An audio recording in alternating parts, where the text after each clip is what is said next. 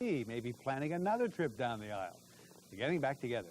They got divorced a year ago after Tommy beat her up. She pressed charges. He went to jail. Now they say they went through a lot of pain during their separation, and now they know what's really important.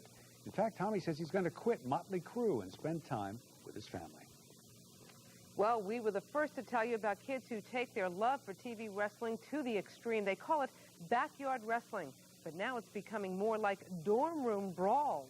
Andrea Day's here with the newest wrinkle in a very dangerous pastime. Andrea. Well, Rosanna, some wrestling fans think the only thing better than watching it on TV is watching themselves on TV. Only these copycats are on campus, and they're taking their love for wrestling further than ever. Oh! It's like WrestleMania gone wild. Kids taking television stunts to the extreme. From rooftop leaps to fiery falls. Dizzying limits. Call it excessive. Radical. Even crazy. It's getting harder and harder to ignore. That's the rules, brother. Pro wrestling fans turn fanatics. And that's the bottom line, because Stone Cold said so. Michael Scott's love of pro wrestling personalities inspired him to create his own. The redeemer of the sport of kings, the man-child. His room is a virtual shrine to WrestleMania. Scott even whipped up his own action figure.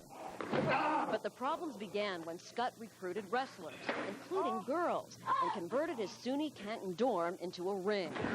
The hardcore action went on for 3 semesters, including flames and thumbtacks. Nobody saw you doing that? The RA didn't see it? They knew what was going on, I think, but I don't think they knew the extent. They really didn't know how far we took it. How far was that? Just using barbed wire as props. Using thumbtacks as props, using steel chairs. He says a lot of the stunts were choreographed, and some of the blood wasn't. I touched my hand to my head and noticed, wait a minute, I'm bleeding. Let's go get the camera. In fact, sometimes there were 3 cameras, so the group could relive every moment. Was it something you felt you had to prove in the beginning? Not really something I felt like I had to prove, but if you're going to go that far, you should at least get it on tape, is my philosophy. It all went on secretly for months, and if it wasn't for these graphic tapes that students were circulating on campus, the college brawls may have never been uncovered. We were really surprised to find out that it was going on at all. President Joe Kennedy suspended Scott immediately. He was kicked out of the dorm, even given a psychiatric exam to determine if he was a threat. What's his future look like to you? I hope that he has a very good academic career somewhere else, but he probably will not be a student here. When someone gives me a punch like this, and I just happen to, by my own volition, fall into thumbtacks after that, I don't really, that's a juvenile stunt, but it's not violence. Have you spoken to him personally? No, I have not. Because he says, well, you know, that may look dangerous, but that's really acting. Cutting yourself, putting tacks on yourself, hitting yourself with, or having someone hit you with a baseball bat wrapped in barbed wire, if that's acting, I don't want it here either. Can you sit there and look me in the eye and say, I'm in total control?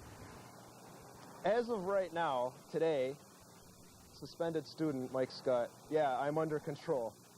There may have been a time when it quite wasn't like that. You will not escape the man-child. Now, some experts we've spoken to say kids and parents beware, that it's only a matter of time before someone gets seriously hurt. John, back to you. All right, thanks, Andrea. Well, the City Council of Chicago is